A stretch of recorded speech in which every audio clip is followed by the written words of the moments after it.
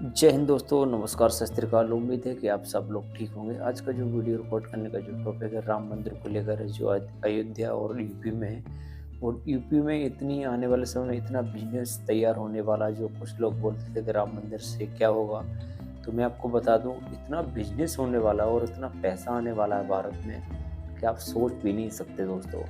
UP की GDP इतनी हो जाएगी कि आपने सोचा भी नहीं होगा। और बिना वक्त वाइज वीडियो करते हैं स्टार्ट, तो आपको पूरा बात समझ में ही आने वाला है। को अयोध्या में बाहरी गाड़ियों के आने की मनाही थी, तो लोग 100 किलोमीटर दूर से ही अयोध्या के लिए पैदल निकल पड़े। 22 जनवरी की रात अयोध्या धाम पहुंचे तो पता लगा कि सारे होटल बुक हैं। मगर प्रभु को लेकर आस्था ऐसी थी कि सारी रात लोगों ने ठंड में जागकर सड़क पर ही गुजार दी। और फिर 23 जनवरी को दर्शन करने के लिए सुबह 5 बजे से लाइनों में लग गए। और ये किसी एक या दो लोगों की नहीं, बल्कि हजारों लोगों की कहानी है। लोगों की यही आस्था, भगवान राम को लेकर उनका यही प्रेम बताने के लिए काफी है कि आने वाले दिनों में अयोध्या में भक्तों का सैलाब उमड़ने वाला है। एक अनुमान के मुताबिक अयोध्या में हर रोज 5 से 10 लाख लोग दर्शन करने आ सकते हैं। मतलब एक साल के अंदर 20 करोड़ श्रद्धालु रामलला के दर्शन करने अयोध्या आएंगे। अब इन करोड़ों श्रद्धालुओं को ठहरने के लिए सैकड़ों होटल चाहिए होंगे। इन्हें एक जगह से दूसरी जगह जाने के लिए टैक्सियां चाहिए होंगी। यहां आने वाला हर श्रद्धालु अगर 10,000 रुपए भी खर्च करे तो एक साल में सिर्फ अयोध्या में होने वाली कमाई दुनिया की कई देशों की पूरी जीडीपी से भी ज्यादा हो जाएगी। अकेले अयोध्या ही नहीं, अयोध्या से 100 किलोमीटर दूर तक रहने वाले हर किसान, दुकानदार, व्यापारी की लाइफ हमेशा हमेशा के लिए बदल जाएगी। बिजनेस एक्सपर्ट्स का मानना है कि अकेले श्री राम जी का मंदिर ही यूपी को कुछ सालों में $1 ट्रिलियन की इकोनॉमी बनाने में बड़ा रोल निभा सकता है। अकेले राम मंदिर इतने लोगों को रोजगार दे देगा जितना सैकड़ों हजारों फैक्ट्रियां भी मिलकर नहीं दे सकती। तो कैसे प्रभु श्री राम का एक मंदिर अयोध्या की, या यूं कहूं कि उत्तर प्रदेश की, या यूं कहूं कि पूरे भारत के रिलीजियस टूरिज्म की तकदीर बदलने वाला है? आइए आज इस वीडियो में उसी पर बात करेंगे। यकीन मानिए दोस्तों, जो आंकड़ा मैं आपको बताने वाला हूं वो आपके होश उड़ाकर रख देगा। और कोई भी आज के बाद अगर आपसे ये पूछे कि मंदिर बनाने से क्या मिलेगा, तो ये वीडियो भेजकर आप उसका मुंह बंद कर सकते हैं। ठीक है, तो आइए ऐसे लोगों का मुंह बंद करने की कार्यवाही शुरू करते हैं। वीडियो पसंद आए तो प्लीज इसे दबाकर शेयर करना, अपने दोस्तों, यारों, रिश्तेदारों तक पहुंचाना और कमेंट सेक्शन में जाकर एक बार जरूर लिखना। नमस्कार दोस्तों, जय हिंद, मैं हूं रौनक। 22 जनवरी को अयोध्या में प्रभु श्री राम के भव्य मंदिर की प्राण प्रतिष्ठा हुई तो बहुत से जलनखोर लोग ये सवाल करने लगे कि मंदिर तो बन गया, अब क्या करें? इससे किसी को रोजगार मिलेगा क्या? इससे अच्छा तो इतने पैसे में अस्पताल बना देते, ये कर लेते, वो कर लेते। खोपड़ी तोड़ साले का। कुल मिलाकर ऐसे जलनखोरों का यही कहना था कि मंदिर बनाने से क्या होगा, ये बनाना तो पैसे की बर्बादी है और इससे कुछ होने वाला है नहीं। तो भैया एक बात मैं बता दूं, ऐसे लोगों के पृष्ठ भाग में जो असहनीय पीड़ा हो रही है ना, जो दर्द हो रहा है, जो पेन हो रहा है उनके बैक साइड में, उसको अगर मैं छोड़ भी दूं तो भी ये जानना बहुत जरूरी है कि आखिर राम मंदिर से मिलेगा क्या। इसे एक लाइन में यूं समझ लीजिए कि जो अयोध्यावासी आज से पहले साल भर में जितना नहीं कमाते थे, उससे कई गुना ज्यादा पैसा वो अगले 1-2 महीने में ही कमा डालेंगे। लेकिन कैसे, इसके ऊपर आगे वीडियो में डिटेल में बात करेंगे और उस पर अपनी राय भी रखेंगे। वैसे राय से याद आया, आपके पास भी अपनी ओपिनियन है, तो आइए अब आपको डिटेल में ये बताते हैं कि कैसे अयोध्या में भव्य राम मंदिर बनने से लाखों करोड़ों लोगों की लाइफ बदल जाएगी। और दूसरे शब्दों में यूं कहूं तो धार्मिक ही नहीं, भगवान श्री राम जल्द ही देश के सबसे बड़े बिजनेस ब्रांड भी बनने वाले हैं। मतलब सिर्फ भगवान राम से जुड़ी चीजों का कारोबार इतना हो जाएगा जितना शायद ही इस देश में किसी और चीज का हो। दोस्तों, इस वक्त देश में 200-250 शहर ऐसे हैं जो पूरी तरह उस शहर में मौजूद एक बड़े मंदिर की वजह से चलते हैं। नेशनल सैंपल सर्वे ऑर्गेनाइजेशन यानी NSSO के मुताबिक भारत में धर्म से जुड़ी अर्थव्यवस्था तकरीबन 3 लाख करोड़ की है। देश की कुल जीडीपी में इसका योगदान 2.25% के आसपास है। देश के कुछ सबसे बड़े मंदिरों की बात करें तो अकेले तिरुपति बालाजी मंदिर की सालाना आय 3000 करोड़ रुपए है। शिरडी मंदिर की सालाना आय 500 करोड़ है। और तो और हर साल होने वाली कांवड़ यात्रा का कारोबार भी 250 करोड़ के आसपास का है। अब हम अयोध्या पर आते हैं। अयोध्या धाम में भगवान राम का मंदिर बनना पिछले 500 सालों की सबसे बड़ी घटना है। भारत में उत्तर से लेकर दक्षिण और पूर्व से लेकर पश्चिम तक शायद ही देश का कोई कोना ऐसा हो जहां भगवान श्री राम पूजे न जाते हों। यही वजह है कि मंदिर की प्राण प्रतिष्ठा के बाद पूरी दुनिया से हिंदू श्रद्धालु यहां आने के लिए बेकरार हुए बैठे। जय श्री राम। जय श्री राम। एक ग्लोबल ब्रोकरेज फर्म के मुताबिक हर साल कम से कम 5 करोड़ श्रद्धालु अयोध्या आएंगे। कुछ एजेंसीज का तो मानना है कि यह फिगर 10 करोड़ तक जा सकता है। इससे उत्तर प्रदेश को हर साल 25 से 30 हजार करोड़ की आमदनी होगी। मतलब अयोध्या के मेकओवर पर खर्च हुए 80 हजार करोड़ रुपए तो ऐसा लग रहा है सिर्फ 3 साल में ही पूरे हो जाएंगे।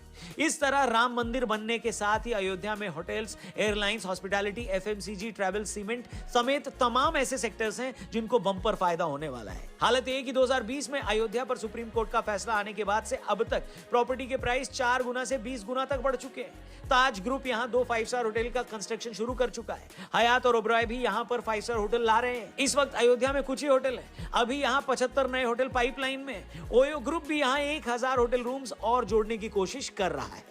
अब भैया जो लोग ये पूछ रहे थे कि राम मंदिर से क्या फायदा होगा, उनकी जानकारी के लिए बता दें कि अगर किसी शहर में एक नॉर्मल सा 2 स्टार होटल 20 कमरों वाला भी खुलता है तो वहां शेफ से लेकर मैनेजर, हाउसकीपिंग और बाकी स्टाफ को मिलाकर 20, 30, 40 से 50 लोगों तक का स्टाफ चाहिए होता है। मैं यहाँ छोटे से छोटे होटल की बात कर रहा हूँ बॉस। अब इन होटलों में काम करने के लिए सारा स्टाफ दूसरे शहरों से तो आएगा नहीं। हो सकता है कोई सीनियर मैनेजर आ जाए या कोई शेफ आ जाए, मगर बाकी लोग तो लोकल ही रखने ना पड़ेंगे। हेलो, इस तरह सीधे सीधे एक होटल में 20, 30 से 40 लोगों को रोजगार मिल सकता है। 40 लोगों को रोजगार देने का मतलब है इतने ही परिवारों का पेट भरा जाएगा। अब आने वाले 2 सालों में अयोध्या में और उसके आसपास ऐसे 500 होटल भी खुलते हैं तो आप अंदाजा लगाइए कि अकेले हॉस्पिटैलिटी इंडस्ट्री से कितने लोगों को एम्प्लॉयमेंट मिलने वाला है। बताइए।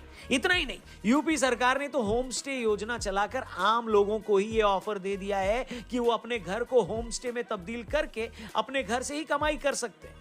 अब तक 600 घरों को सरकार की इस होम स्टे योजना से जोड़ा जा चुका है। अयोध्या के अधिकारी तो खुशी खुशी ये बता रहे हैं कि इस होम स्टे योजना के बाद जो लोग अयोध्या में अपना घर छोड़कर कहीं और चले गए थे कमाने खाने, वो अपने घरों में होम स्टे चलाने दोबारा अयोध्या आ गए हैं। मतलब क्या कमाल कमाल के चेंजेस हो रहे हैं, आप उसका अंदाजा भी नहीं लगा सकते। अभी तो मैं सिर्फ होटल इंडस्ट्री की बात कर रहा हूँ। सभी जानते हैं कि किसी शहर में अगर कोई टूरिस्ट जाता है तो होटल धर्मशाला में ही रुकता है, वो बाहर रेस्टोरेंट और ढाबे में खाना खाने जाता है, तो भैया ढाबे वालों का भी कारोबार बढ़ेगा। वही टूरिस्ट अगर शहर में एक जगह से दूसरी जगह जाने के लिए टैक्सी लेगा तो ट्रांसपोर्ट वालों की भी चांदी होगी।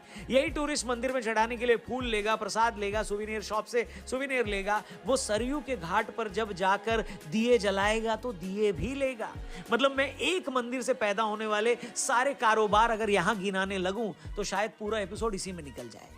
और ऐसा नहीं है कि राम मंदिर का फायदा सिर्फ अयोध्या तक ही रहने वाला है। अयोध्या के आसपास गोंडा से बाराबंकी, अमेठी, अंबेडकर नगर, सुल्तानपुर, सबको इसका बेनिफिट मिलेगा।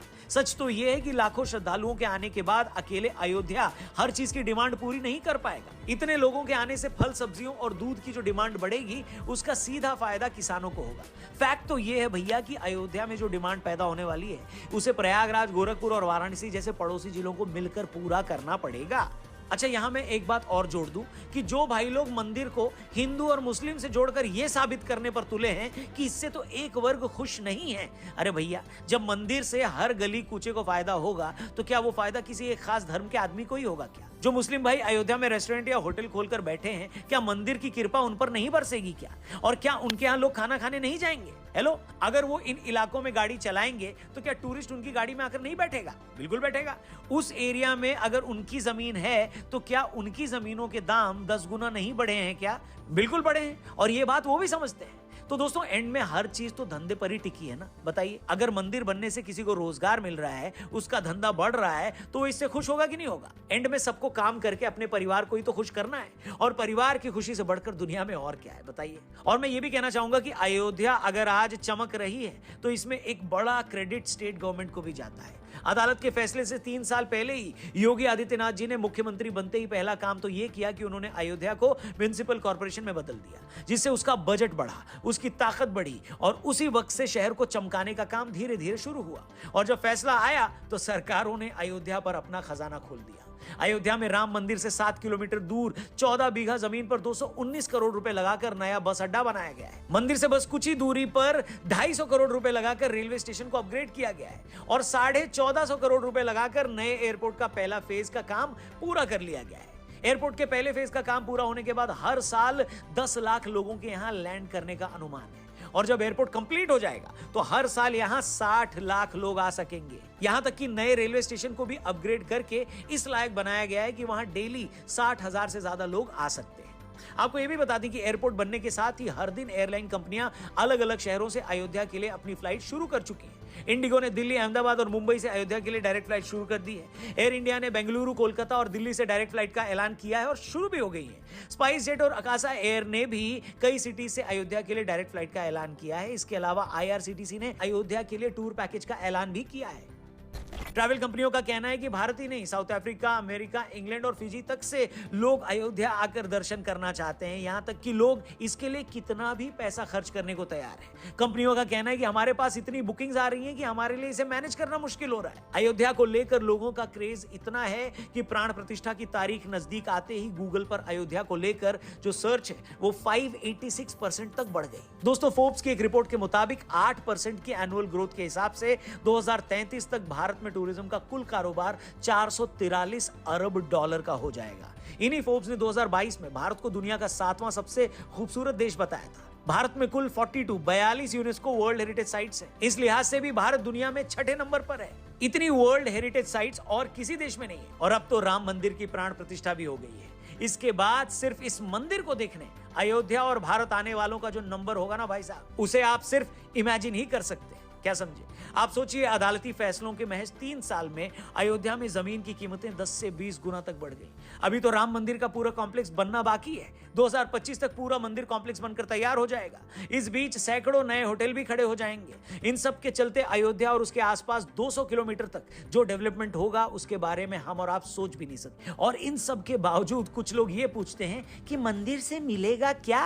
अरे चचा, अरे ओ डैश वाले चचा, मंदिर से हम भक्तों को खुशी और प्रभु राम का आशीर्वाद तो मिलेगा ही, साथ ही मंदिर से इतने लोगों को रोजगार भी मिलेगा जितना कोई बड़े से बड़ा कारोबार भी नहीं दे पाए। इसीलिए मैंने शुरू में कहा है कि प्रभु राम भारत के सबसे बड़े धार्मिक ब्रांड ही नहीं, सबसे बड़े बिजनेस ब्रांड भी बन गए। बाकी तो जैसा मैंने पिछले वीडियो में कहा था कि भगवान श्री राम के मंदिर का न बनना इस देश की आत्मा पर बहुत बड़ा बोझ था। प्रभु श्री राम की संतान होने के नाते ये एक ऐसा अधूरा फर्ज था जो हमें सालों पहले पूरा कर देना चाहिए था। और आज सैकड़ों सालों बाद आत्मा से वो बोझ दूर हुआ है, वो फर्ज पूरा हुआ है, तो इस देश की किस्मत भी जरूर मुस्कुराएगी। भगवान तो आए ही हैं, उनके साथ लक्ष्मी जी भी आएंगी। मेरी यही प्रार्थना है कि भगवान श्री राम के मंदिर के इस प्रताप से इतने लोगों का पेट भरे, इतने लोगों को रोजगार मिले, इतने लोगों के बच्चों को खुशियां मिलें कि वो कभी खत्म ही ना हो। आखिर उस इंसान से ज्यादा खुशनसीब और कोई नहीं हो सकता जिसे इस बात की तसल्ली है कि वो अपने पैसों से अपने परिवार वालों को खुशियां दे पा रहा है। बाकी हो ही वही जो राम रची राखा। प्रभु श्री राम के चरणों में हम सब की तरफ से सादर नमन और वंदन। उम्मीद करते हैं कि राम मंदिर से जुड़ा हमारा ये वीडियो भी आपको पसंद आया होगा। अच्छी लगी हो ये वीडियो तो प्लीज इसे और भी लोगों तक पहुंचाइए, शेयर करिए और उन सब तक तो जरूर पहुंचाइए जो ये आपसे सवाल पूछते थे कि राम मंदिर बनने से फायदा क्या होगा, क्या किसी को रोजगार। और ये वीडियो आपको अच्छा लगा हो तो लाइक और शेयर और सब्सक्राइब जरूर करें। मिलते हैं नेक्स्ट वीडियो में, जब तक अपना और अपने बेरे का ख्याल रखें दोस्तों। और उम्मीद है आपको ये जानकारी हमारी आपको अच्छी लगी हो, और अच्छी लगी हो तो वीडियो को लाइक और शेयर और सब्सक्राइब जरूर करें दोस्तों।